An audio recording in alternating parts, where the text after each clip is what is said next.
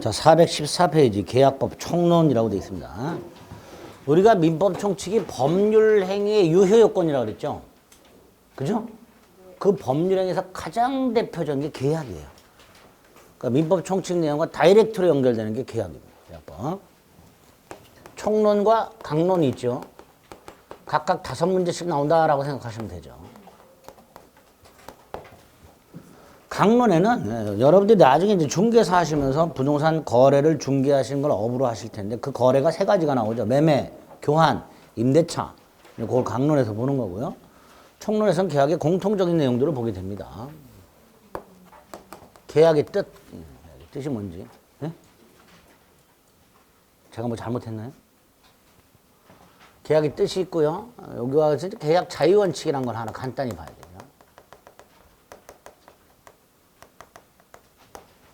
계약의 종류, 계약의 성립. 계약의 성립은 계약의 체결을 말하죠. 여기에 또 조문이 527조부터 534조까지 있습니다. 암기하셔야 되죠. 그 다음에 계약을 체결하는 과정에서 상대방에게 발생한 손해. 계약을 체결한 후에 생기는 손해는 계약상 손해라고 해서 계약상 채권 채무를 이행하지 않기 때문에 발생한 손해. 이런 계약상 손해가 있고요. 계약 체결 과정에서 손해가 생기는 거예요. 그걸 계약 체결상의 과실책임이라고 535조 라는 게 하나 있습니다. 계약 체결상 과실책임이라고 체결상. 계약 중에 쌍무계약에만 적용되는 공통적인 제도 2가지가 나옵니다. 동시이행의 항변권하고 위험부담이라는 제도.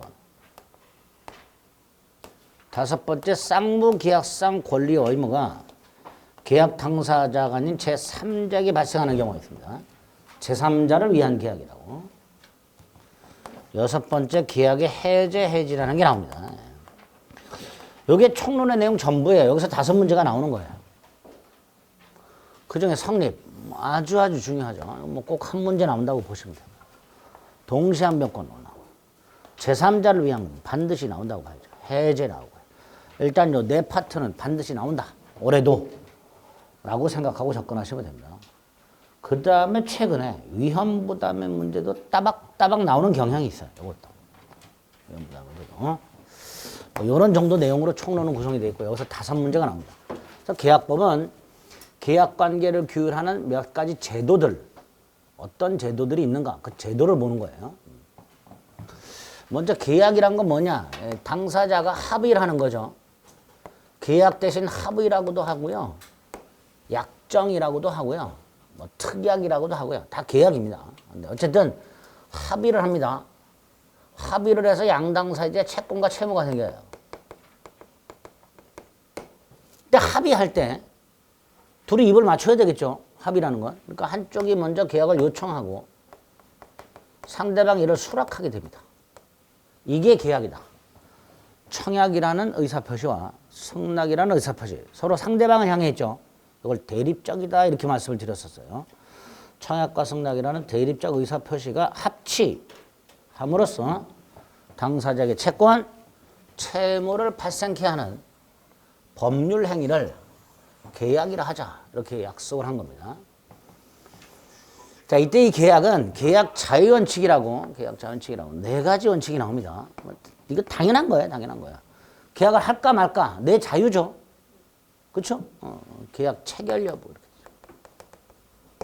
공인중개사 공부를 하는데 학원을 다닐까 말까. 학원을 다닐까 말까가 학원과 계약을 할까 말까의 문제예요. 체결 여부. 다닌다면 어디를 다닐까? 누구하고 계약을 할까? 상대방 선택. 어떤 내용으로 계약을 할까? 내용 결정. 어떤 방식으로 할까? 구두로 할까? 계약서를 쓸까? 4가지 자유가 있습니다. 체결 여부, 상대방 선택, 내용 결정, 방식. 예전에 계약 자유 원칙이 아닌 것은 해서 내용 변경의 자유가 답으로 나온 적이 있습니다. 내용 변경의 자유는 없죠. 함부로 변경하면 돼요? 안 돼요? 안 되겠죠. 그러니까 4가지 자유를 기억하시면 돼요. 그리고 당연히 자유라는 게 무제한 인정되진 않겠죠. 제한이 가해질 겁니다. 그 제한 중에서 내용 결정의 자유를 제한하는 반사회 질서 행위 무효, 불공정한 행위 무효를 이미 봤습니다. 103조를 보면요. 뭐라고 돼 있어요? 선량한 풍속 기타 사회 질서를 위반하는 사항을 내용으로 하는 법률 행위는 무효로 하다. 그죠? 내용 결정의 자유를 제한하는 거예요. 거기에 약관규제법이라는 게 나오죠. 자, 옛날에는 잘 나왔었는데 최근에는 아주 뜸합니다. 뜸하지만 기본이 되는 거 몇 가지 기억해 봅니다. 약관이란 게 뭐냐? 보험약관 생각해 보자. 계약의 일방 당사자, 즉 보험회사가 장차 다수의 상대방과 계약을 체결할 목적으로 미리 작성해둔 계약의 내용, 이게 약관이다. 명칭을 불문하고 계약의 일방 당사자가 보험회사가 다수의 보험계약자와 계약을 체결할 목적으로 미리 만들어 둔 그 보험계약의 내용, 이게 약관이다. 그런데 약관을 만들 때 다수의 상대방과 미리 합의해서 만드냐? 아니죠. 보험회사가 일방적으로 작성, 일방적으로. 그러니까 최대한 보험회사에 유리하게 작성을 할 거예요. 그렇죠? 그래서 규제가 필요하다. 이 규제 필요성 때문에 만들어진 게 뭐다? 약관 규제에 관한 법률이다. 규제 필요성. 그러면 약관 규제법에서는 어떻게 규제하는가? 규제 방법. 두 가지. 하나가 편입 통제라고 해서요. 약관이 만들어졌다. 이게 계약 내용에 포함되는 거. 요걸 편입이라 한다. 약관이 계약 내용에 포함되는 걸 뭐라 한다고요? 편입. 이걸 통제해. 어떻게? 약관이 만들어져 있다 해서 무조건 계약 내용에 포함되는 게 아니라 이 약관을 작성한 자가 상대방에게 약관을 명확하게 보여주고 명시 중요사항은 설명까지 하라. 그래야 계약 내용에 포함된다. 그래서 보험계약 체결할 때 항상 자필로 쓰는 게 있죠. 들었음 확인함. 그죠? 명시설명하라. 이렇게 명시설명 의무를 부과함으로써 편입을 통제하는데요. 여기서 조심하실 거, 명시설명 의무가 면제되는 경우 있다. 면제. 하나는 당사자인 상대방이 충분히 예상 가능한 조항. 예를 들어 자동차 보험 계약을 하고 보험료를 납부합니다. 보통 보험료 1년치 선납하지요. 그죠? 근데 중간에 자동차를 팔면 보험회사에 연락하죠. 남은 보험료 돌려주세요. 이렇게. 그게 보험약관에 규정이 돼 있어요. 보험 계약 기간 중 자동차를 양도한 경우에는 그 사실을 보험회사에 통지하라. 이렇게. 그런데 이 약관은 굳이 내가 몰라도 내가 보험료를 1년치 선납했을 때 당연히 보험회사에 연락을 합니다. 중간에 자동차를 팔면. 자동차 팔았는데요. 4달 남았는데 4달치 보험료 돌려주세요. 그럼 책임보험료를 제외하고는 돌려주지요. 그런 거. 자동차 양도 시 보험회사에 통지하라는 약관 조항. 충분히 예상 가능하니까 이건 명설명할 필요가 없다 이렇게 됩니다. 또 하나는 약관 내용을 보다 보면요. 국가가 만들어 놓은 법 규정을 그대로 카피 또는 조항들이 있어요. 뭐 예를 들어서 본 약관에 대해서는 당사자가 신의 성실의 원칙에 따라서 성실히 이행한다. 법 약관에 규정이 없는 경우는 상거래 관행을 따르거나 국가의 법 조항에 따르다. 뭐 이딴 식으로. 국가가 만들어 놓은 법 규정을 그대로 카피 또는 조항, 반복, 부연하고 있는 조항들. 이런 것들은 명시설명과 면제가 됩니다. 또 하나, 명시는 하되 설명 의무가 면제되는 경우, 설명. 어떤 경우? 설명이 현저히 설명이 곤란한 거. 직관적으로 이해가 가능한 거. 뭐 이런 것들은 설명 의무가 면제가 된다. 그래서 천호식품 사장님이 항상 나와가지고 너무나 좋은데 딱히 설명할 방법이 없다. 뭐 그러죠. 그거 광고 생각하시면 돼요. 설명할 방법이 없어. 뭐 안 하고 들어가는 거예요. 그냥 좋다 그리고 들어가. 설명이 곤란한 사항들은 면제가 됩니다. 이렇게 면제되는 걸 제외하고는 명설명해야 되죠. 예? 명설명해야 되는데 면제되는 경우가 있더라. 면제되는 경우를 제외하면 명설명해야 된다. 위반하면 작성자는 계약 내용으로 주장할 수가 없습니다. 그런데 상대방이 주장하는 건 괜찮아. 작성자가 자신한테 불리한 걸 명설명 안 하는 경우도 있어요. 불리한 거. 그죠? 이런 경우에는 상대방이 주장하는 것은 무방하다. 이렇게 기억하시면 되고. 네 번째, 명설명을 했는데 상대방이 나만 좀 특별 대우를 해달라. 그래서 개별 약정을 했어. 그러면 그 명설명한 약관 조항은 배제가 되고 이 개별 약정이 우선하게 됩니다. 뭐 이런 것들이 이제 편입 통지에서 기억하시면 돼요. 그렇겠죠. 명설명한 약관과 다른 약정을 했다. 나만 특별 대우를 받았다. 그럼 뭐 특별 대우가 우선하게 될 겁니다. 이걸 개별 약정이라 하고요. 개별 약정 얼마든지 할 수 있고 그 개별 약정이 있게 되면 개별 약정이 우선하게 됩니다. 자, 이렇게 명설명을 해서 계약 내용이 됐다 하더라도 바로 적용되는 게 아니라 해석을 통해서 불공정 조항에 해당이 되면 그 조항을 무효로 만들어 버립니다. 요거를 불공정 통제 이렇게 부르게 됩니다. 따라서 이때는 약관을 어떻게 해석할 것인가에 문제가 생겨요. 자, 이 해석과 관련해서 객관적이고 통일적 해석 요구하고요. 당연하죠. 아까 다수의 상대방과 계약을 한다고 그랬죠. 그죠? 계약 상대방마다 해석이 달라지면 돼요, 안 돼요? 안 되겠지. 그러니까 당연히 객관적이고 통일적으로 해석을 해야 될 거고요. 내용이 애매해. 그러면 최대한 작성자에게 불이익이 되게 해석을 해요. 작성자 불이익 해석이 원칙. 더 있는데 이 두 가지는 기억하자. 객관적이고 통일적으로 해석하라. 불분명하면 누구에게 불이익하게? 작성자에게 불이익하게. 상대방에게 이익이 되게 해석하라. 이렇게 돼요. 이런 해석의 원칙에 따라서 불공정 조항에 해당되면 그 약관을 뭐로 만들어요? 무효로 만들어요. 여기서 계약 속에 약관이 들어있고 그 약관 중에 특정 조항이 무효죠. 일부 무효죠. 그죠? 일부 무효잖아요.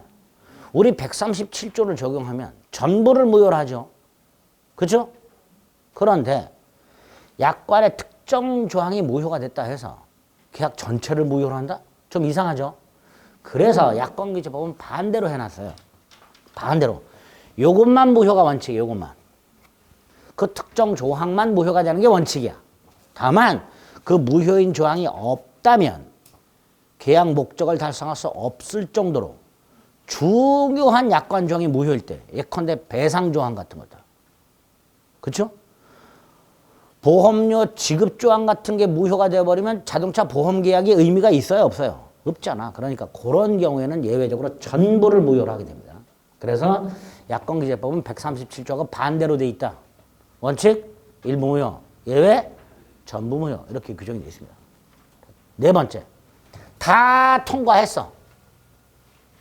그래서 그 약관 조항이 유효야. 그럼 당사자는 약관을 지켜야 되죠. 그죠? 약관이 통제를 다 통과해가지고 유효야. 그럼 약관을 지켜야 돼, 당사자는. 이걸 약관의 구속력이라 그래요. 뭐라 한다고요? 약관의 구속력. 이거 왜 지켜야 되냐, 이걸 도대체. 왜 지켜야 되냐? 학자들에 따라서는요, 약관이 법처럼 되어 있어요. 제 몇 조, 제 몇 조. 약관 보신 분들은 알겠지만, 제 몇 조, 제 몇 조라고 법 형식으로 되어 있어요. 그럼 약관은 법으로 보는 사람들이 있어. 그러니까 법이니까 지켜야 된다. 이렇게 말하는 사람들이 있어. 그런데 우리 대법원은, 야, 일반인들이 만든 게 무슨 법이냐? 약관은 법이기 때문에 지켜야 되는 게 아니다. 당사자가 지키기로 합의했기 때문에 지켜져야 한다. 이걸 약관의 구속력의 근거라고 부릅니다. 요런 정도. 약관에서 요런 정도. 기억을 간단히 해 주시면 되겠습니다. 이게 계약의 뜻에서 보셔야 될 첫 번째.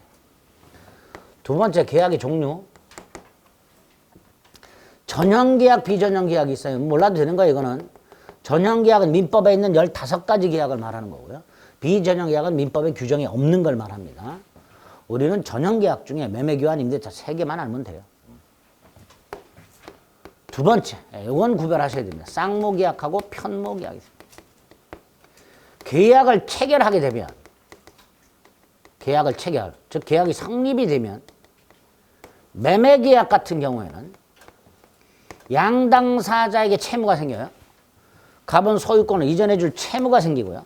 을은 대금을 지급할 채무가 생깁니다. 이렇게 계약이 체결되었을 때 양당사자에게 채무가 생긴 걸 쌍무라고 하고요. 쌍무. 증여처럼 갑이 을에게 물건을 공짜로 주기로 합니다. 그러면 갑만 채무가 생깁니다. 이렇게 한쪽 당사자에게만 채무가 생기는 걸 편무라고 합니다.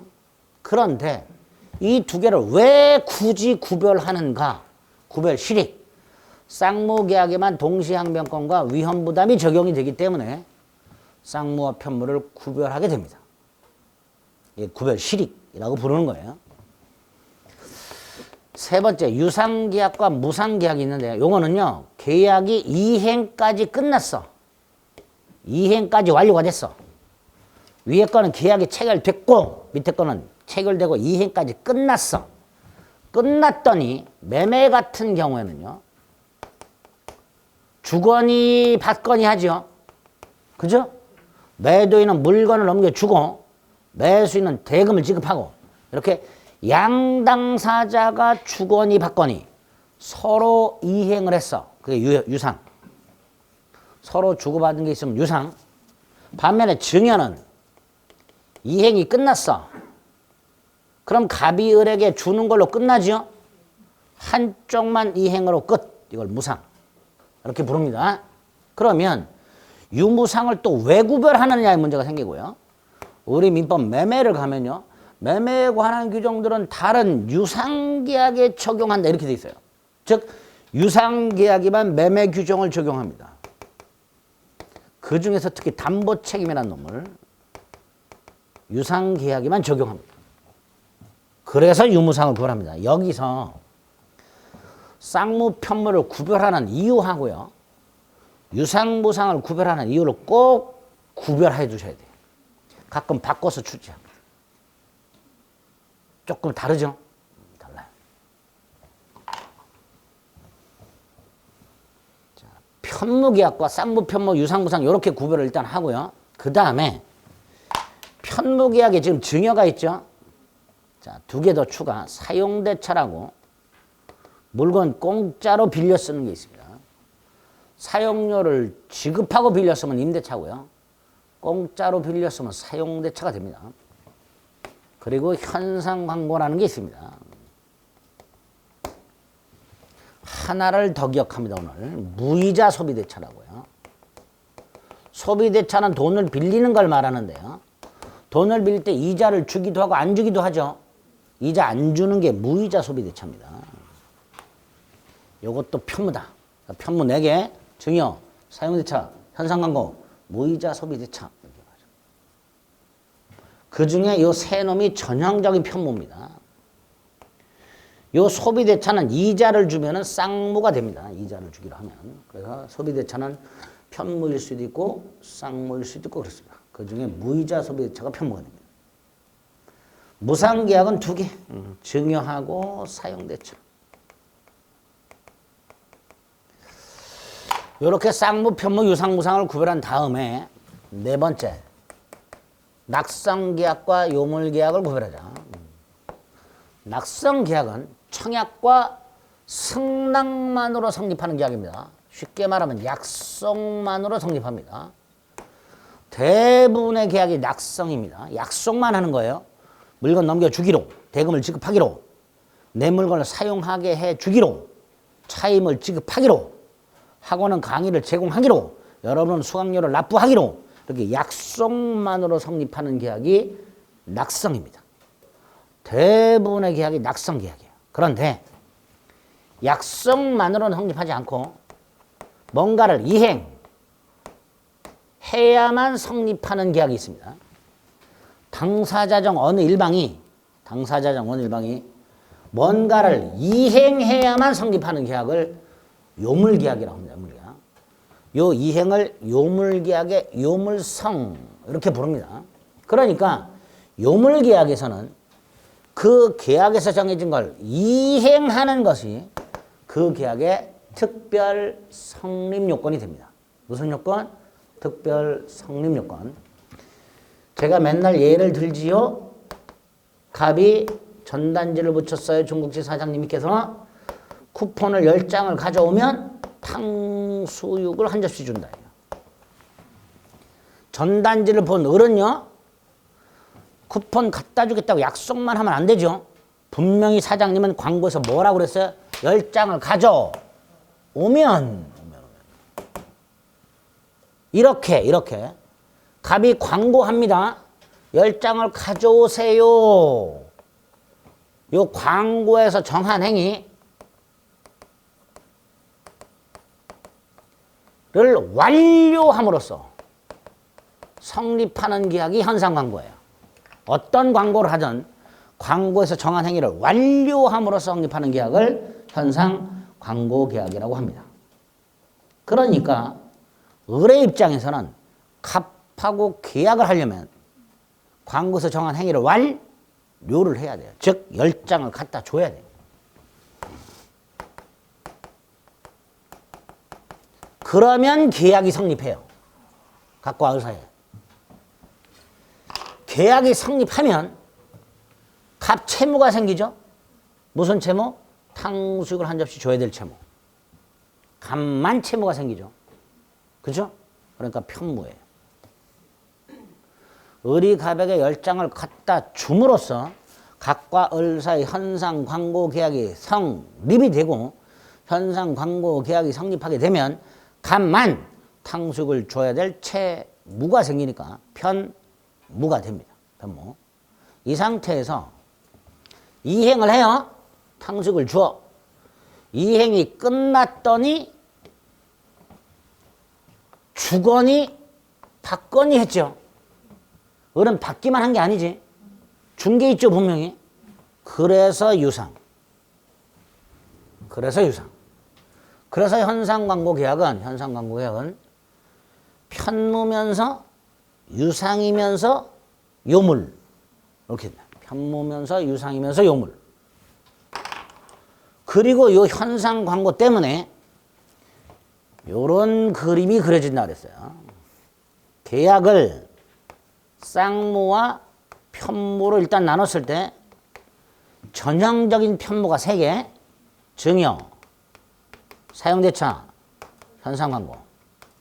이걸 다시 유무상으로 구별해보자. 일단 쌍무 계약은 양당사자에게 채무가 생기니까 이행이 끝나면 필연적으로 주거니 받거니 하겠죠. 그러니까 쌍무는 이행이 끝나면 필연적으로 유상이 될 수밖에 없고요. 그리고 편무 중에 현상광고가 유상이라고 그랬으니까 결국 유상계약은 모든 쌍무 더하기 현상광고 이렇게 됩니다. 나머지가 무상이 되겠죠. 그래서 쌍무계약은 전부 유상이다. 그러나 유상이 전부 쌍무인 것은 아니다. 무상은 전부 편무다. 하지만 편무가 전부 무상인 것은 아니다. 이런 지문이 나올 수 있게 됩니다. 꼭 기억하셔야 돼요. 그리고 직관적으로 골라야 되는 거. 최근에 이런 식으로 출제가 많이 되는 무슨 계약은 무슨 계약이다. 이렇게 나와요. 그때 등장할 수 있는 거. 매매, 교환, 임대차, 유상, 쌍무, 낙성, 분료식. 매매, 교환, 임대차, 유상, 낙불. 증여, 사용대차, 무상, 편무, 낙성, 분료식. 증여, 사용대차, 무상, 편무, 낙성, 분료식. 직관적으로 고르셔야 돼요. 현상광고, 유상이죠? 편무죠? 요물계약이죠. 현상광고, 유상, 편무, 요물. 이런 것들이 암기가 돼야 돼요. 물론 암기를 안 해도 문제는 풀 수 있어. 근데 시간이 좀 걸려. 생각해야 되니까. 이런 문제가 나면 생각하고 자시고 할 게 없어요. 그냥 외우는 거예요. 이렇게 계약의 종류가 최근에 간간히 무슨 계약은 무슨 계약이다. 이딴 식으로 출제가 되는 경우가 꽤 있습니다. 그거 대비를 좀 하셔야 됩니다. 요 정도 계약의 종류. 세 번째 계약의 성립. 계약의 성립은 계약이 뭘 말하죠? 체결. 자, 여기서 계약이 법률행위죠? 그러니까 법률행위의 일반적 성립 요건. 세 가지. 계약의 당사자가 존재할 것, 계약의 목적이 존재할 것, 의사 표시가 존재할 것. 이거 당연히 있어야 되죠. 일단 계약이 성립하려면 우리가 민법 총칙 첫 시간에 봤던 법률행위 성립 요건 중에서 일반적 성립 요건 필요하죠. 물론 여기에 현상 광고는 플러스 뭐가 필요하다. 이행이라는 특별 성립 요건이 필요하겠죠. 그죠? 그런데 일반적으로는 요 세 가지. 당사자 목적 의사 표시가 필요한데 여기에 계약이란 놈은 당연히 양당사자가 존재해야 될 것이고요. 의사 표시도 대립적 의사 표시가 존재해야 될 거예요. 그죠? 양당사자의 존재, 목적, 청약과 의사 표시의 존재. 그리고 당연히 이게 일치해야 되고 이게 일치해야 돼요. 그죠? 갑이 을에게 청약을 했을 때 당연히 을이 승낙을 해야 계약이 성립합니다. 갑이 을에게 청혼을 했는데 병이 수락을 했을 때 갑병이 결혼하냐 말이죠. 안 되겠죠. 그러니까 갑이 을에게 청약을 하면 누가 승낙을 해야 돼? 을이. 이걸 주관적 합치 이렇게 부릅니다.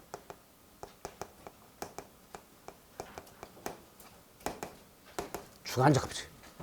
그런데 이 주관적 합치를 판단하기 전에 요런 문제가 하나 생겼네. 을이 병과 계약을 하는데 을이 병과 계약을 하는데 계약서에 예를 들어서 매매계약 계약서에 매도인, 갑, 매수인, 병 이렇게 써있네. 계약서에. 즉 행위자와 계약서 명의인이 다르네. 이럴 때 당사자가 즉 매도인이 갑이냐 을이냐를 먼저 확정 지어야 되죠. 확정 짓고 난 다음에 일치 여부를 따져야지. 그죠? 계약이 성립하려면 당사자가 일치해야만 성립하는데 지금 이 경우에는 당사자 일치 여부를 따지기 전에 당사자가 누구냐의 문제가 먼저 생겨요. 그렇죠? 만약에 당사자가 매도인이 을이라면 을은 갑의 이름을 도용했는지의 문제가 생기는 거예요. 네? 만약에 매도인이 갑이라면 을은 갑의 대리인이냐의 문제가 생기는 거예요. 그렇죠? 그리고 대리권이 있냐 없냐의 문제로 가게 됩니다. 이런 식으로 행위자와 명의인이 다르더라. 그럼 당연히 이때 당사자가 누구냐를 먼저 확정 지어야만 일치 여부를 따지게 되는데요. 여기서 우리 대법원이 법률행위 해석을 적용합니다. 기억나세요 이거? 자연적 규범적 해석 기억나세요? 예? 표정이 쌍코피 터져보자 말이지. 예? 법률행위 해석 자연적 규범적. 원칙이 무슨 해석이었어요? 규범적. 그죠? 반면에 자연적 당사자 의사가 합치. 자연적이죠? 적용합니다. 우리 대법원이 행위자와 상대방의 의사가 일치하면 일치한 대로 무슨 해석이에요? 자연적 해석이죠. 을은 갑이라고 생각하고 있었고 병도 갑이라고 생각하고 있었어. 그럼 갑. 을 자신이라고 생각하고 있었고 병도 을이라고 생각하고 있었어. 그럼 을. 일치하면 일치한 대로. 만약에 을과 병이 불일치해. 을은 갑이라고 생각하고 있는데 병은 을이라고 생각하고 있어. 을은 을 자신이라고 생각하고 있는데 병은 갑이라고 생각하고 있어. 이런 식으로 불일치하면 누구 입장? 규범적으로 해석해야 되잖아요. 이건 자연적 해석이고 불일치하면 무슨 해석? 규범적. 규범적은 누구 입장이에요? 상대방 입장. 상대방 병이 누구를 계약 당사자로 이해하고 있었는가? 요거 가지고 당사자를 확정지어라. 그렇죠? 이렇게 행위자와 명인이 불일치할 때 누구를 계약 당사자로 볼 것인가에 대해서 우리 대법원은 법률의 해석을 적용해서 이렇게 판단하고 있다. 요거 기억하셔야 돼요. 됐죠? 그 다음에 청약과 승낙의 내용도 일치해야 되죠. 1억에 사라고 했더니 9천만 원이면 사겠다. 계약은 성립하지 않게 됩니다. 이걸 객관적 합치라고 합니다. 따라서 주관적이든 객관적이든 불합치하면 뭐하면? 불합치하면 두 가지. 불합치한 내용이 근소하더라도 1억 9,999만 원. 불합치한 게 만 원밖에 차이 안 나죠. 불합치가 근소하더라도 또는 당사자가 불합치를 모르고 있더라도 이걸 무의식적이라고 해요. 계약은 성립한다 안 한다? 성립하지 않는다. 이렇게 되겠죠. 불합치하는 게 아무리 근소하더라도 설령 당사자가 불합치한다는 사실을 모르고 있다 하더라도 계약은 성립하지 않게 됩니다. 갑은 홍콩 사람, 을은 호주 사람, 미국에서 100달러 매매 계약을 했어. 갑은 홍콩 달러라고 생각하고 있고 을은 호주 달러라고 생각하는데 미국이니까 제3자는 미국 달러라고 생각해. 근데 서로 몰라. 계약은 성립하지 않게 됩니다. 이런 식으로 불합치하는 걸 전혀 모르고 있다 하더라도 계약은 성립하지 않는다. 일단요 일반적 성립 요건에 대한 이런 몇 가지들 일단 확인해야 됩니다.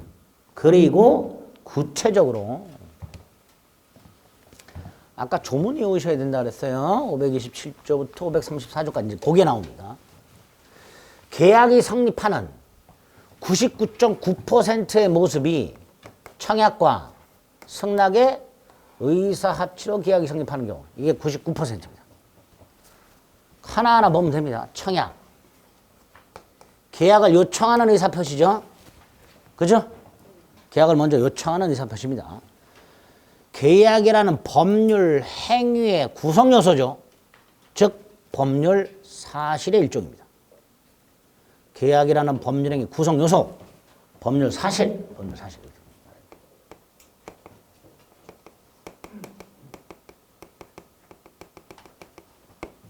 세 번째, 청약을 하는 사람. 특정한 누군가가 하겠죠. 예? 특정한 누군가. 예를 들어서 자동 판매가 딱 설치돼서 누군가 설치했겠죠. 특정인 누군가가 합니다. 이때 이 사람이 누구냐를 명시해야 될까요? 명시할 필요가 없을까요? 없지요. 자동 판매기 설치. 자동 판매기 설치. 자동화된 의사표시라고.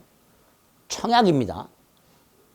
이 자판기 내 요 물건을 요 가격에 사세요 라는 청약이에요. 특정한 누군가가 분명히 설치했겠죠. 그런데 그 자동 판매기에 동전을 넣고 물건을 사는 사람은 그거 누가 설치했는지 궁금 안 궁금? 안 궁금이죠. 그러니까 청약자는 특정인이 돼. 그 사람이 청약 속에 반드시 누구임을 명확하게 명시할 필요는 있다 없다? 없다. 이렇게 되겠죠. 간단해요. 네 번째. 상대방은 누구? 네, 특정인을 콕 찍어서 청약할 수 있죠. 네가 사라. 또는 자동 판매기 설치처럼 불특정 다수인을 상대로 청약할 수도 있죠. 자동 판매기에 써 있어요. 김某某씨만 사라. 이렇게 안 돼 있죠. 그러니까 특정인 또는 불특정 다수인을 상대로 청약을 할 수 있게 됩니다. 다섯 번째. 청약의 내용. 당연히 구체적인 내용이 들어있어야죠. 확정적인 내용이 들어있어야죠. 갑이 을한테 청약서를 보냈는데 야 내가 소유하는 A 토지를 사라. 그걸 끝이야. 그럼 을은 얼마에 사려는 거예요 도대체? 뭘 고려해볼 여지가 없죠. 적어도 무엇을 얼마에 사라 정도는 들어있어야 돼요. 구체적이고 확정적 내용이 들어있어야 돼요. 그래서 이 청약과 일치하는 승낙이 있으면 계약이 성립해야 됩니다. 청약은 청약의 내용과 일치하는 승낙만 있으면 계약이 성립될 정도의 구체적이고 확정적 내용이 들어있어야 돼요. 좀 전에 갑이 을에게 A 토지를 사라 이렇게만 했어요. 그럼 우리는 얼마에 사는지 모르죠. 그래서 우리 떠봤어. 2억에 사라, 2억에 팔래? 그랬더니 갑이 2억은 안 되지. 거절해요. 그럼 계약이 성립해야 안 해요? 안 하잖아. 그러니까 갑이 처음에 그냥 단순히 A 토지를 사라. 이건 청약이 될 수가 없는 거예요. 청약은 승낙만 받으면 계약이 성립돼야 됩니다. 그렇죠? 그러면 예를 들어서 갑이 구인 광고를 했어. 사람을 구합니다. 4대 보험 되고요. 월급이 200 이상 뭐 이렇게 돼 있고요. 8시간 근무에 뭐 월요일부터 목요일까지 4일 근무 어쩌고 저쩌고 막 쫙 서 있어. 자, 이걸 보고 우리 이력서를 냈어. 이게 청약이라면 이게 승낙이 되겠죠. 그죠? 그럼 구인 광고와 이력서 제출만으로 각과의 고용계약이 체결돼야 돼요. 그런데 우리 이력서 냈다 해서 바로 고용되나요? 아니지. 회사가 다시 내일부터 출근하세요 해야 고용계약이 체결되는 거예요. 그렇죠? 그러니까 구인 광고는 청약이다 아니다. 아니야. 이게 청약이에요. 나 좀 고용해 주세요. 거기에 대해서 회사가 승낙을 하는 거예요. 그럼 이걸 뭐냐? 이걸 청약의 유인이라 한다. 유인이라 한다. 분양 광고 같은 것들. 분양 광고를 청약으로 보면요. 내가 그 분양 사무실 가서 내놔! 그럼 계약이 성립돼야 돼요. 근데 분양 사무실 가서 내놔 그랬더니 다 팔렸는데요? 계약이 성립되지? 않는단 말이에요. 또는 너한테는 안 팔어. 그럴 수도 있지. 그러니까 분양 광고도 청약이 아니라 뭐다? 청약의 유인. 이렇게 청약은 승낙만 받으면 계약이 성립될 정도의 구체적이고 확정적인 의사표시를 포함하고 있어야 되기 때문에 청약의 유인과는 구별하자. 그죠? 청약의 유인과 구별하셔야 돼요. 6번째 청약의 효력. 청약만으로는 계약이 성립한다 안 한다? 성립하지 않는다. 그럼 청약의 효력은 뭐냐? 계약이 성립할 수 있는 여지, 가능성이 열려요. 이게 청약의 효력이에요. 일단 청약이 있으면 누군가와 계약이 체결될 여지가 생기는 거예요. 청약의 효력은 계약 성립의 가능성. 이게 청약의 효력인데 이게 언제 생길까요? 네, 민법 총칙에서 본 거 적용하면 돼요. 갑의 청약이 을에게 언제 도달한 때 111조 1항 상대방 있는 의사표시는 상대방한테 도달함으로써 효력이 생긴다. 도달주의가 그대로 적용하는 거예요. 그러니까 청약의 효력이 언제 생긴다고? 상대방한테 도달한 때. 2항도 적용해야죠. 갑이 을에게 청약서를 발송한 후 사망했다 하더라도 갑의 청약서는 을에게 도달하겠죠. 그대로 효력이 생겨. 그러니까 을이 승낙을 하여 그 승낙이 갑의 상속인에게 도달하게 되면 계약이 성립하게 됩니다. 아버님 돌아가셨는데요? 아니, 안 통해요.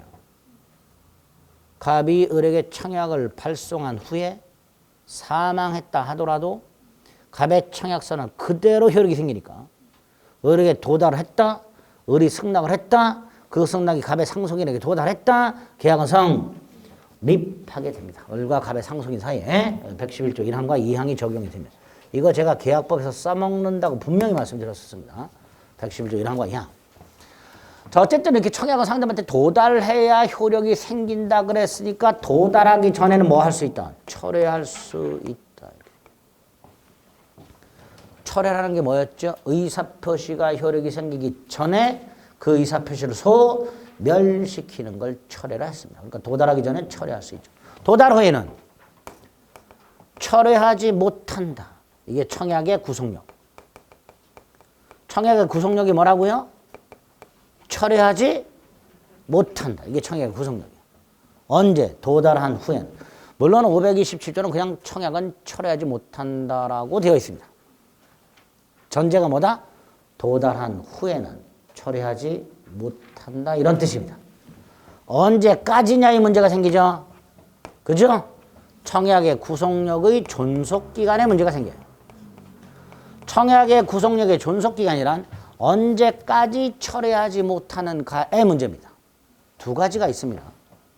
528조 1항 청약자가 청약을 하면서 기간을 정한 경우 1월 9일 날 발송을 했고 1월 10일 날 도달을 했고 청약서에 보니까 1월 30일까지 답을 달라고 돼 있어. 그럼 적어도 갑은 1월 30일까지는 철회할 수가 없다. 이런 뜻입니다. 그죠? 그게 528조 1항. 반면에 청약을 하면서 기간을 안정했어. 그럼 상당한 기간. 이렇게 청약의 구속력의 존속기간, 즉 갑이 청약이 상대방한테 도달한 후에 철회할 수 없는 기간. 두 가지. 청약자가 기간을 정한 경우에는 그 정한 기간, 정하지 않은 경우는 상당한 기간 동안 철회를 못해. 그런데 528조 1항과 529조는 그 기간 동안 철회 못한다 해서 더 나아가서 이 기간 내에 승낙을 받지 못하면 청약은 효력을 잃는다. 이렇게 해놨어요. 기간 내에 승낙을 받지 못하면 청약은 효력을 잃는다라고 돼 있어요. 그럼 무슨 뜻이에요? 승낙이 기간 내 갑에게 도달해야 한다 이런 뜻이에요. 그죠? 갑이 요 기간 내 청약을 받지 못하면이니까 의뢰 승낙이 기간 내 갑에게 도달해야 된다 이런 뜻이에요. 그래야 계약이 성립한다는 거예요. 결국 이 기간은 승낙 기간도 되는 거예요. 뭐도 된다고요? 승낙 기간. 그래서 의뢰 승낙이 기간 내에 도달해야 계약이 성립하는 거예요.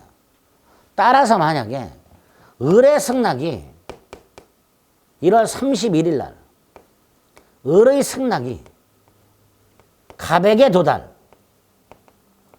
계약은 성립한다 안 한다? 성립할 리가 없죠. 왜? 청약은 이미 효력이 상실된 상태예요. 버스 이미 떠난 상태예요. 따라서 만약에 의뢰 승낙이 기간이 지나서 도달했다면 계약은 성립하지 않습니다. 그런데 계약이 성립하지 않는 걸로 끝나냐? 그건 아니고요. 530조에서 연착한 승낙이라고 이 연착한 승낙을 갑이 새 청약으로 볼 수 있다. 이렇게 해서.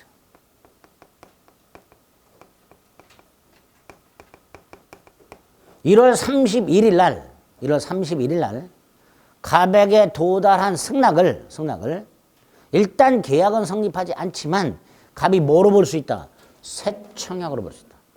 따라서 갑이 다시 승낙하면 계약이 성립할 수 있다. 이렇게 되겠죠. 거의 531조가 되는 거예요. 자, 일단 527조와 528조 1항, 529조, 530조 조문 외우셔야 돼요. 이게 기본입니다. 그리고 이런 경우가 있을 수 있다. 이런 경우 을이 승낙을 1월 12일 발송했다. 을이 승낙서를 1월 10일 날 발송을 했어요. 갑한테. 자, 을이 12일 날 발송한 승낙서는요. 30일까지는 갑에게 도달한다 안 한다? 보통 도달하죠. 우리 물건 주문해도 요새는 로켓 배송 말이죠. 니길 배송, 봐봐. 3시간 배송까지 나왔던데 보니까요, 최근에는. 하루 이틀이면 대한민국 어디든지 가요. 그렇잖아요. 그러니까 1월 12일 날 발송했다는 건 기간 내에 갑액에 도달할 수 있는 발송이죠. 그죠? 30일까지는 충분히 갑액에 도달할 수 있는 발송이야. 그런데 뭔 사고가 났어. 그래서 이게 1월 31일 날 갑액에 도달했어. 연착한 건 분명하죠. 연착한 건 분명한데 뭔가 사고가 났단 말이에요. 중간에. 예? 그러니까. 이런 경우에 을은요. 10일 날 승낙서를 발송했기 때문에 30일까지는 당연히 갑액에 도달했을 거라고 생각을 하고 계약을 이행할 준비를 하고 있더란 말이에요. 을은. 그런데 갑은 며칠 날 받았어요. 31일 날 받았으니까 계약은 성립하지 않았다라고 생각을 하겠죠. 결국 을이 12일 날 갑에게 보낸 승낙서가 연착했다는 걸 승낙을 한 을은 모르고 갑만 알고 있어요. 그렇죠? 그렇죠? 상황을. 을은 몰라요. 이게 연착했다는 거를 12일 날 보냈기 때문에. 그러니까 이 경우에는 갑이 을에게 네가 12일 날 발송한 승낙서가 연착했다 라고 통지를 해주거나 또는 갑이 을에게 미리 을의 승낙이 연착하기 전에 미리 야 네가 12일 날 보냈다 그런 게 아직도 안 왔다. 이걸 지연통지라고 해요. 뭐라 한다고요? 지연통지. 근데 이 지연통지는 발신주의를 취하고 있어요. 발신주의. 이렇게 을이 충분히 기간 내에 도달할 수 있게 발송을 했지만 사고에서 연착을 한 경우에는 청약자가 승낙자에게 연착 통지 또는 지연 통지를 발송하도록 하고 있어요. 만약에 갑이 이걸 하지 않으면 을의 승낙은 연착하지 않은 걸로 봐요. 따라서 계약을 성립하는 걸로 봅니다. 이런 걸 사고에 의한 연착이라고 합니다. 528조 2항과 3항. 요게 아주 중요하죠. 사고에 의한 연착이. 청약에서 요 정도 기억해야 됩니다.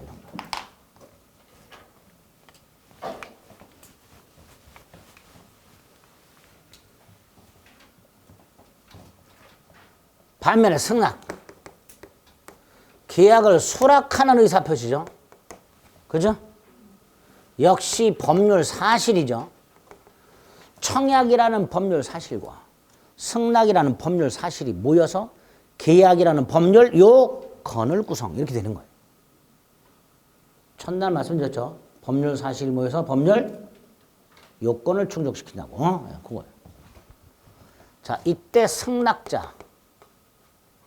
당연히 청약을 수령한 사람 중에서 승낙자가 나오겠죠.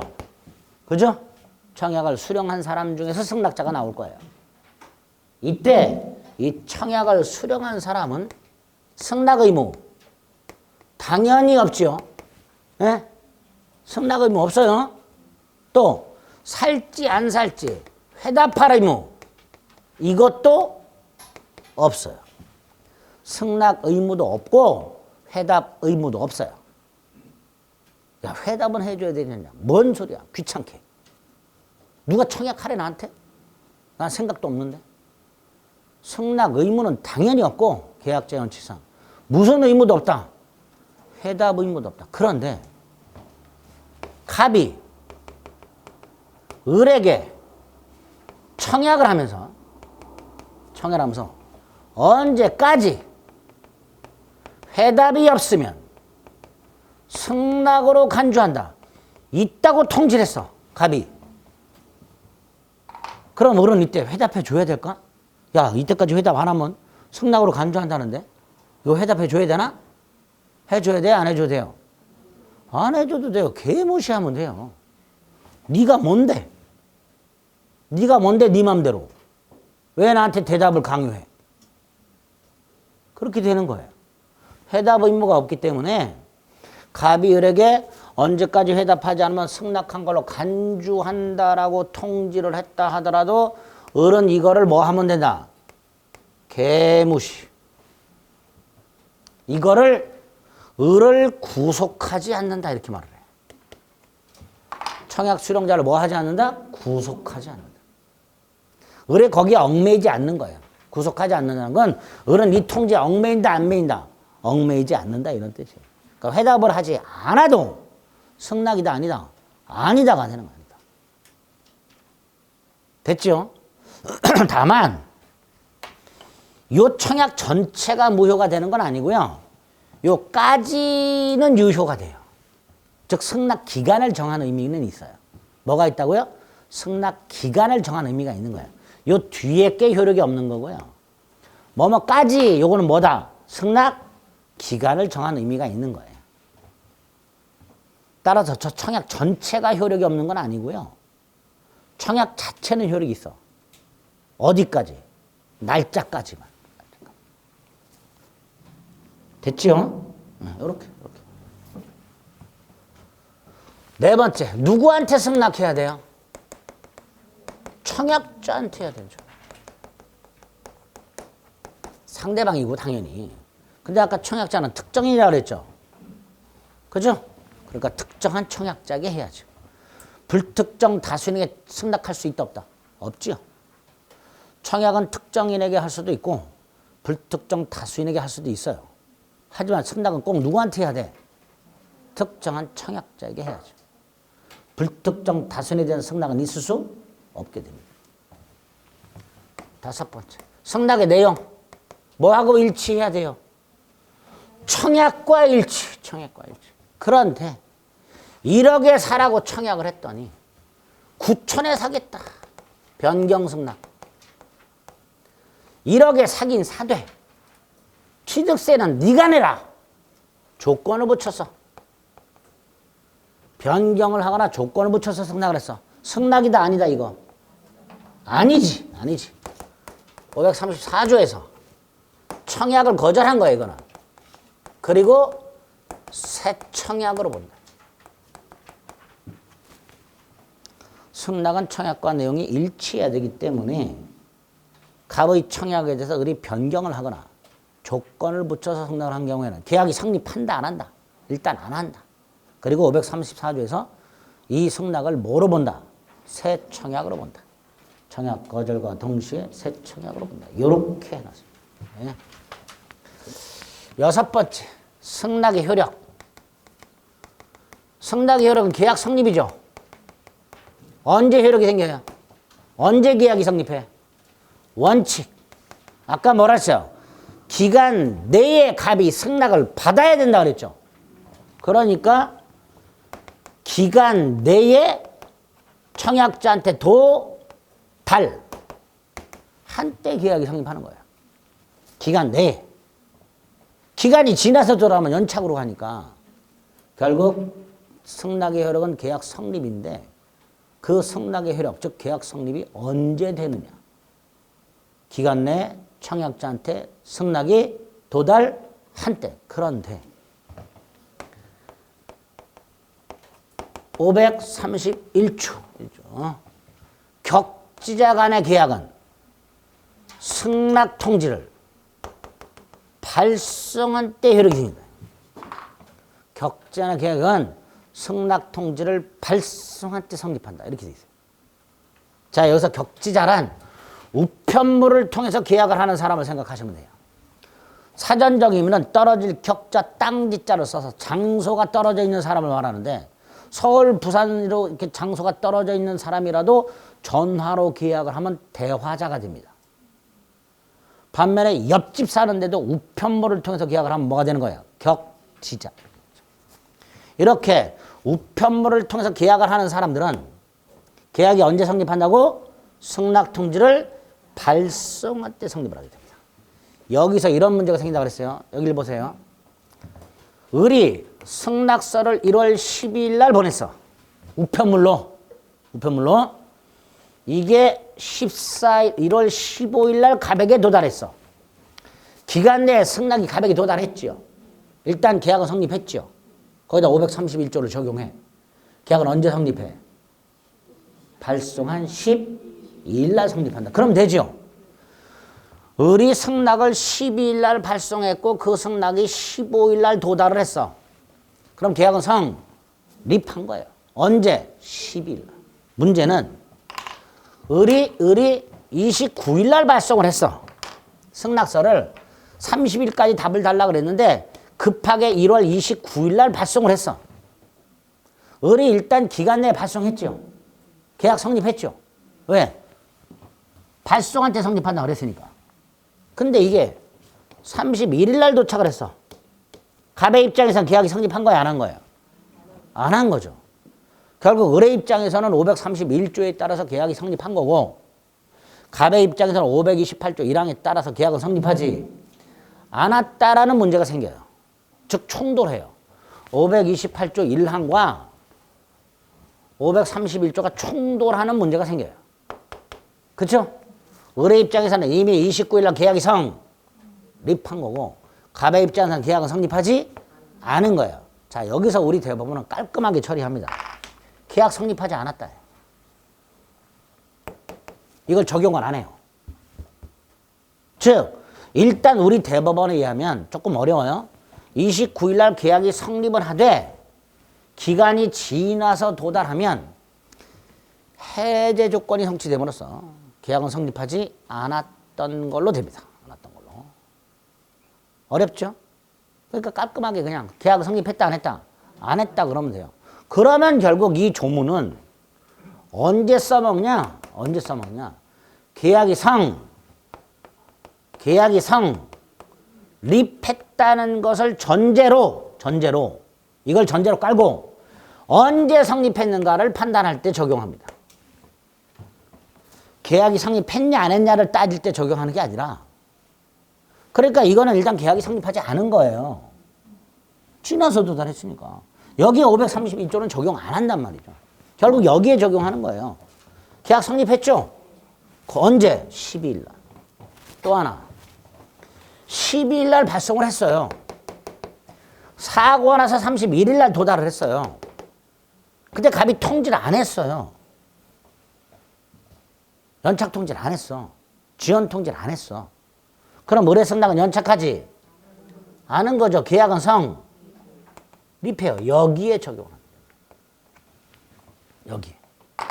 그러니까 12일 날 발송했는데 우체국 사정으로 31일 날 도달했고 갑은 아무런 통지를 하지 않았다. 계약은 성립했다. 언제? 12일 날. 그죠? 그럴 때 써먹게 됩니다. 두 군데 써먹는다는 거. 그거 기억해 주시면 돼요. 이게 청약과 승낙의 의사 합치에 의한 계약 성립 이렇게 됩니다. 청약과 승낙의 의사 합치한 계약 성립. 자, 이렇게 대부분의 계약은 청약과 승낙의 의사 합치로 성립하는데요. 예외 청약만 있고 승낙이 없이 계약이 성립하는 경우 두 가지. 의사 실현에 의한 계약 성립과 교차 청약에 의한 계약 성립. 의사 실현에 의한 계약 성립은 승낙은 없고요. 승낙으로 볼 수 있는 일정한 사실이 있어. 지하철에 앉아 있는데 무릎에 물건을 올려놔 사라고. 그 사람이 다시 나에게 돌아오기 전에 뜯어서 내가 그 물건을 사용하기 시작해. 사겠다는 거죠. 이런 게 의사 실현의 계약 성립이에요. 승낙으로 볼 수 있는 일정한 사실이 있을 때 상대방 청약자가 그 사실을 몰라도 이미 그 사실이 있을 때 계약이 성립. 이걸 뭐라 한다? 의사 실현에 의한 계약 성립이란다. 아무것도 아니에요. 교차 청약은 더 웃겨. 갑이 을에게 노트북을 50만 원에 사라고 청약. 근데 을이 갑에게 노트북을 50만 원에 팔으라고 청약. 갑이 을에게 청약을 했고 을도 갑에게 청약을 했는데 우연하게도 내용까지 일치. 그럼 이 각각의 청약에 대해서 각각 승낙을 할 필요 없이 양청약만으로 계약이 성립한다. 언제? 양청약이 모두 도달한 때. 이렇게 교차 청약에 한 계약 성립을 합니다. 뭐 이렇게 승낙 없이 계약이 성립하는 두 가지 경우도 있다. 여기까지가 계약의 성립과 관련된 겁니다. 네 번째. 1월 10일 날 갑과 을이요. 갑이 갖고 있는 주택을 매매를 했습니다. 매매 계약이 체결됐어요. 체결됐어. 그런데 이 주택이 1월 9일 날 이미 멸실이 됐더라. 주택이 1월 9일 날 이미 멸실이 됐다면 1월 10일 계약 체결 당시 갑은 이미 주택을 넘겨주는 게 가능, 불가능? 불가능하죠. 이런 걸 무슨 불능이라고 그랬어요? 원시적 불능이라고 그랬습니다. 원시적 불능은 계약은 체결됐으나 계약이 유효, 무효? 무효. 따라서 갑과 을은 채권 채무가 발생하지 않습니다. 갑은 주택을 이전해 줄 의무, 을은 대금을 지급할 의무 따위는 발생하지 않아요. 따라서 아직 주고받기 전이라면 주고받을 필요가 없죠. 이행할 필요가 없죠. 근데 만약에 을이 준 게 있어. 그럼 돌려받으면 돼요. 그걸 부당 이득 반환이라 한다 그랬습니다. 그렇죠? 여기까지가 민법 총칙 내용이었어요. 우리가. 그런데 여기에 조금 더 나아가서 갑이라는 자식은 이게 멸실이 됐다라는 사실을 알았거나 알 수 있었던 놈이 있을 수 있다. 그죠? 자기 소유 주택이니까 전날 멸실이 됐다는 걸 알았거나 알 수 있었던 놈 분명히 있을 수 있지. 물론 전혀 모르는 놈도 있을 수 있고요. 자기 거긴 하지만 멀리 있는 물건이라면. 그렇죠? 멸실이 됐다는 소식 아직 못 들었을 수도 있죠. 갑은. 근데 어쨌든 요 경우에 갑이 알았거나 알 수 있었던 놈이고 당연히 을은 전혀 모르고 있었을 거겠죠. 여러분이 을인데 여러분이 사고자 하는 주택이 전날 멸실됐다는 걸 알았더라면 여러분은 와서 갑하고 계약을 했을까? 안 했겠지. 아는데도 와서 계약을 했어. 뭐라 그랬죠 제가? 또라이라 그랬어요. 또라이라 그랬어요. 그러니까 요런 경우 을의 선이 뭐가 있어요? 당연히 갑은 을에게 알렸어야지요. 야, 오지 마라. 주택이 어제 공교롭게 멸실됐다. 오지 마라. 했었어야 돼요. 그렇죠? 그런데 갑은 그걸 숨기고 계약을 한 거예요. 흔히 말하는 사기꾼이야, 이 자식은. 그렇잖아요. 그래서 을에게 손해가 생겼어. 당연히 갑은 뭐 해라? 배상해라. 이거를 계약 체결상의 과실책임이라고 부르는 거예요.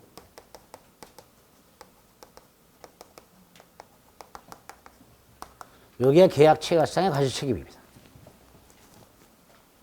어렵지 않죠? 자, 뜻을 생각해 봅니다.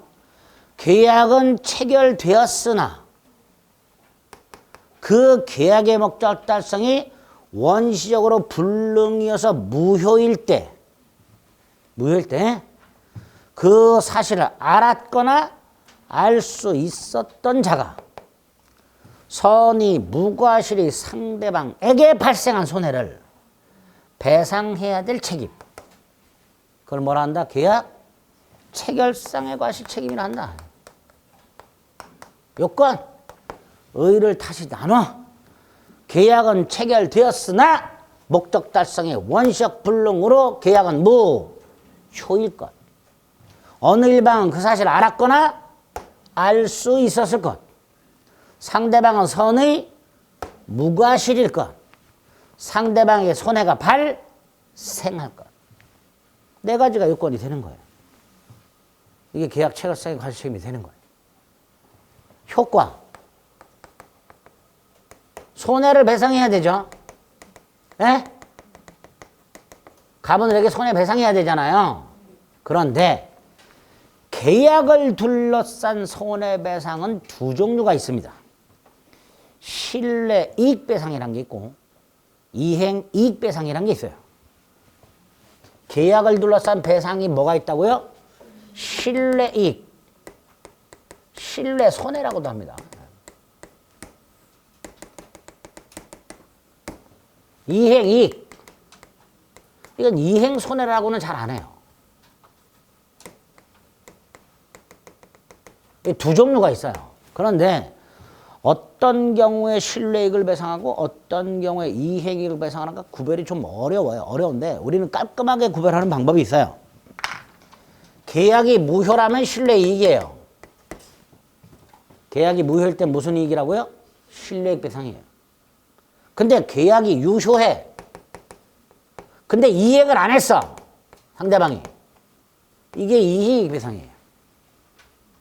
이렇게 구별하면 돼요. 계약이 무효라면 무슨 이익 배상? 신뢰이익 배상.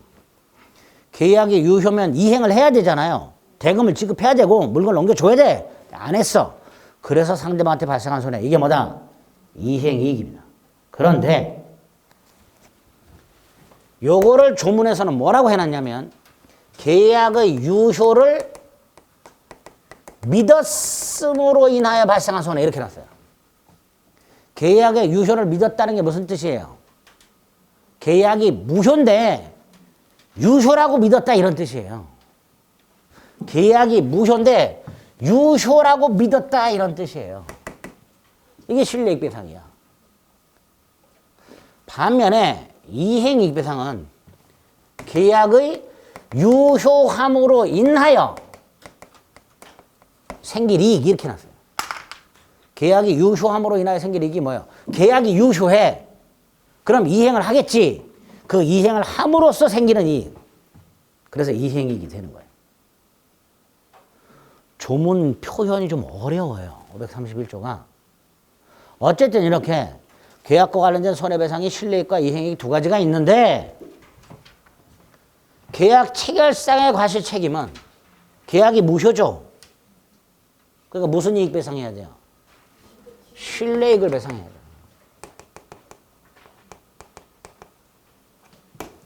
을은 계약이 유효라고 믿고 그날 교통비 뭐 시간 날렸어. 계약금 주려고 이자 지급하고 빌려왔어. 뭐 이런 거. 이런 게 신뢰의 손해가 돼요. 어쨌든 그걸 배상하라 말이지.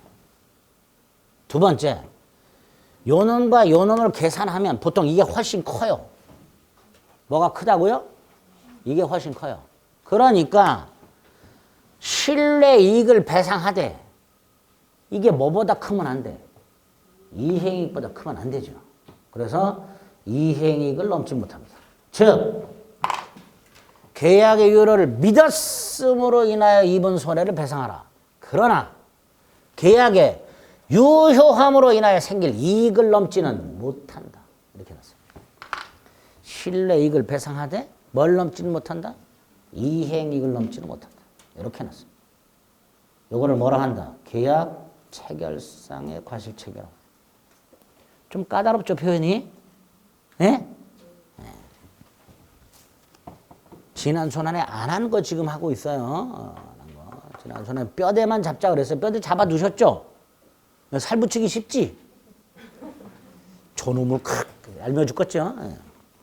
얄미우면 안 되죠. 여러분들이 안 하셨으니까. 제가 지난주에 한번 듣고 오시라는데 듣고 오신 분 별로 없잖아. 그러니까 힘들어. 듣고 오신 분은 듣고 와도 지금 몰라. 듣고 와도.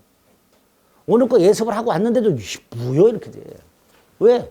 예습한 것보다 플러스 알파가 있거든. 제가 조금 더 한다 그랬어요. 기본 뼈대가 잡혀 있어야 되는데 안 잡혀 있어. 걱정되죠? 230 며칠 남았는데. 이제부터 제가 며칠 남았다고 꼭 얘기를 할 거예요. 긴장해야 돼. 365일이 남았었는데 시작할 때는 그렇죠? 야, 다 가고 100몇십 일이 날아가서 원래 그래요. 바람같이 지나가 시간이. 그러면 뭔가 아는 게 있어야 되잖아요. 강의도 다 했고 막 그랬으니까 뭐 예습도 하고 복수도 하고 막 했으니까 뭐 좀 아는 게 있어야 되잖아. 조금씩 생겨야 아는 게 조금씩 진짜. 한 번 들을 때, 두 번 들을 때, 세 번 들을 때, 들을 때마다 정말 조금씩 아는 게 더 생겨. 조금씩. 쉽게 팍팍팍팍 늘면 참 좋은데 안 늘어요. 안 늘어요. 그러니까 7, 8월까지 스트레스만 만땅 쌓여. 실력은 안 쌓이고 스트레스만 만땅 쌓여. 민법이 그래. 그걸 견디는 분만 합격하는 거야. 그거라. 그렇다라고 인정하고. 피할 수 없으면 뭐 해라? 즐겨라. 나 피할 수 있는데? 나 그만큼 둘 건데? 그러지 말고 스스로 선택했습니다. 자, 어쨌든 이걸 계약 체결상의 과실 책임이라고 합니다. 근데 여기서 끝나면 좋은데요. 적용 범위. 학자들이요, 예를 들어서 이게 계약상 책임이 아니잖아요. 계약 체결상 과실 책임이라고 돼 있잖아요, 이름이. 원래 계약 체결상 과실 책임이 이런 거예요. 내가 가구점에 물건을 사러 들어갔는데 가구점 주인이 물 청소를 하는데 물이 마르지 않아서 내가 찔쩍 미끄러 뒤통수가 깨졌어. 계약을 체결하는 과정에서 발생한 손해죠. 그게 계약 체결상의 과실 책임이에요, 원래는. 그러니까 학자들은 530조를 확대 적용하려고 그래. 그런데 우리 대법원은 뭔 개소리냐. 535조가 뭐에만 적용을 했다. 원시적 불능만 규정을 해놨단 말이죠. 그러니까 우리 대법원은 확대한다 안 한다? 확대하지 않아요. 확대하지 않아요. 딱 뭐에만 적용을 해? 원시적 불능에만 적용을 해요. 원시적 불능에만. 어디에만 적용한다고요? 원시적 불능에만 적용해. 원시적 불능은 다시 한번 계약은 체결됐으나 계약이 원시적 불능으로 무효. 여기에만 적용을 해요. 그런데 문제가 생겼어요. 계약, 교섭 중, 계약 체결 거부. 계약을 교섭하다가 마음에 안 들면 거부할 수 있죠. 에? 계약 교섭 뭐 심각한 거 아니야. 여러분들 여기 백화점 가고 옷을 입어봐. 매장 들어가서 이것도 입어보고 저것도 입어보고 그게 교섭이야. 한 3시간 입어봤어. 사야 돼? 그냥 나올 수 있어요. 좀 뒤통수가 뜨겁긴 하지만 그냥 나올 수 있어요. 얼마든지 뭐 할 수 있어요. 거부할 수 있어요. 다 입어보고 그냥 나오잖아. 직원들이 뒤에서 소금은 뿌리겠지. 근데 안 사도 되는 거야. 이게 원칙이에요. 그런데 이게 부당한 거부가 있었어. 부당. 예를 들어서 바지를 입었어. 길이가 길어. 그럼 밑단 접어서 입어보면 되죠. 직원한테 가서 기장 줄여오래. 그럼 직원은 무슨 생각을 할까요? 사겠지. 그러겠죠. 그래서 얼른 줄여왔어. 입어보더니 그냥 가. 안 산다고. 그게 이거야. 계약을 교섭하는 과정에서 상대방에게 계약이 체결될 거라는 철석 같은 믿음을 심어줬고 잘라와라. 그래서 상대방이 그 믿음에 따라서 했어. 잘라왔어. 그런데 정당한 이유 없이 거절했어. 잘라왔는데 칠부러 잘라왔네. 에이씨, 그러면 승질을 내야죠. 내 다리가 그렇게 짧냐? 그래가면서. 그렇잖아요. 그럴 땐 안 사도 되는 거야. 그런데 정확하게 기장을 줄여왔어. 그럼 사야지. 근데 정당한 이유 없이 거절을 해버렸어. 이걸 뭐라 한다? 부당거부. 자, 이때 바지 사야 돼? 안 사도 돼요? 사야 돼? 안 사도 돼? 안 사도 돼요. 계약 체결 강제할 수 없다. 팔라요. 안 사도 돼. 그런데 그 매장 손해가 생겼죠. 손해는 배상해라. 그래서 사는 거야. 손해배상이 더 커서.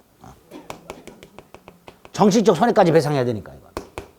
어쨌든 손해를 배상하라. 여기에 학자들이 계약 체결상의 가치를 적용하려고 해요. 계약이 체결됐어요? 안 됐어요? 안 됐잖아. 그러니까 계약상 책임을 묻지는 못하고 계약 체결상의 과실 책임을 적용하려고 해요. 그런데 우리 대법원은 적용한다 안 한다? 안 한단 말이지. 그래서 우리 대법원은 불법행위 책임을 인정해요. 이유는